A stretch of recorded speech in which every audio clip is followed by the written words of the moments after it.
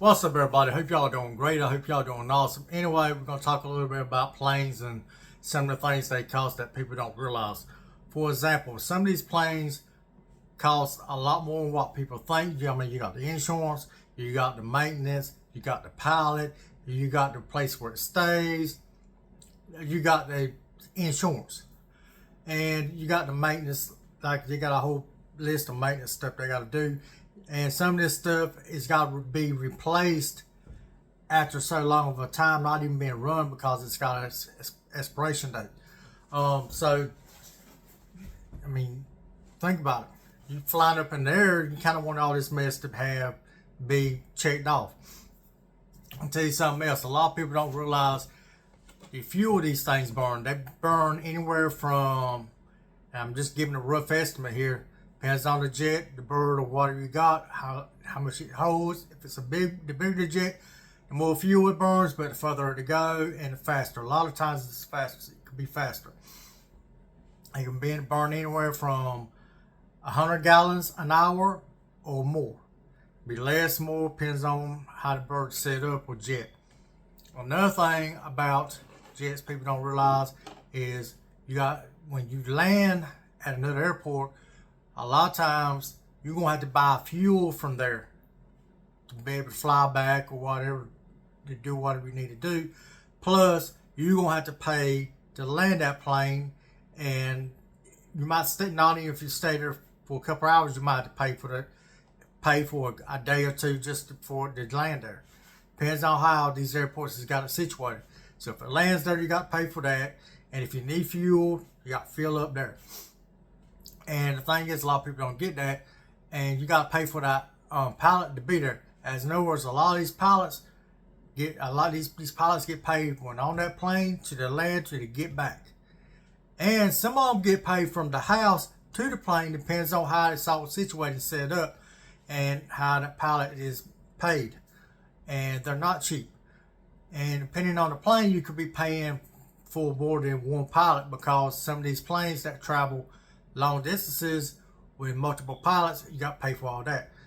And I mean, you got to realize you're dealing with, I mean, some on the list, don't get me wrong, we're going to throw a low ball budget here. $1 million plane all the way up to $60-70 million or more. Depends on the plane, depends how big it is, depends on the engines, depends on all of that. And all this mess has got to be done regardless. Everything on that plane is designed by the FHA, or what do you want to call these people that handle these planes. I might have said that wrong, but whatever. But all this mess has got to be done professionally and done whatever. I mean, you don't have idiots out there. So all you got the maintenance and all that, keep up these planes and the pilots. So when somebody rents a plane and they get told this $5,000 here, $10,000 there, $20,000, $30,000, $45,000. Depends on how far they go, what kind of plane they're using. I mean, if they're using a puddle jumper, it's going to be less. Now, if they're flying long, the bigger the plane and the further they're going, more money it costs. People don't realize that. So you got to realize these planes cost a lot of money to keep up. It ain't just, you just pay for, when it flies. No, that thing's costing money regardless. If it's sitting there, it's costing money. If it's flying, it's costing more. If it's sitting there, it's going to cost you like the rent for the place it's staying at. It's going to cost you insurance. Even if it ain't rolling, you got to replace certain things. That's going to be expire, like some of the safety stuff. It's got to be replaced, and so on. So long these engines got to be maintained and done or redone or gone through or whatever after so many hours. And same thing with everything else. It's got expiration dates on these things, the safety stuff. I mean, and it's all done where it's got to be done. I mean, people don't realize how much this mess costs. So when people want to book a plane, private plane, and then somebody tells them how much this mess costs, they get all surprised. Don't be surprised. It costs a lot of money to keep these birds or jets. And it just is what it is. I mean, you're looking at I mean, somebody gonna fill up a plane and it's, you know, and you wonder why it's $23,000 or $45,000 or $10,000 or whatever, depends on the plane you get. Well, it's costing that in fuel, the pilot or pilots, maintenance, insurance, all of that costs. If you don't like it, don't go private, go commercial. I mean, but thing is, a lot of people don't realize, people that buy private planes, this is when they lease them out or rent them out, it's an offset to the plane. It's not, you know, to kind of offset the cost of owning the plane, keeping it up and all that, running when they're not using it. And a lot of times these companies, you don't realize, these companies are take these planes to save time. As in other words, say for example, if I need to fly, say from here to Florida, and I have a private plane, I go to the airport, I get on the plane, I might do baggage check or whatever, and fly out. Or I might do baggage check, it depends on the plane and whatever in the airport.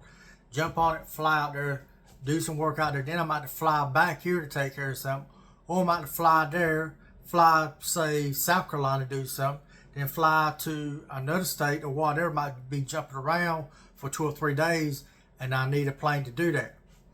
That's the thing about these private planes people don't understand. It's a time saver. Because if you have to go book a flight commercial, the problem is, you got to book a flight, it's going to pick you up here, you're going to go through all that baggage check and all that, then that's all that mess. You got to wait for your bags, then you got to get your rental car or whatever and do what you got to do. Then after that, you got to either get back before the flight takes off or wait for your flight, and sometimes they might cancel it, or they might say, well, you know, you can't get another flight ain't coming out to you the next day. So that's why people, a lot of these businesses and people get private planes, because it saves them time. It's a time saver. That's all it is. So, I mean, it's not really a money maker. It's a time saver, and that's why. And reason they lease these planes out is because to offset the cost of these planes. Because, I mean, they cost regardless if they sit there or they fly. And people don't realize that. And they don't realize how much it costs for these planes. So, and when you tell somebody a certain amount of price and they you know, they step back a little bit, yeah.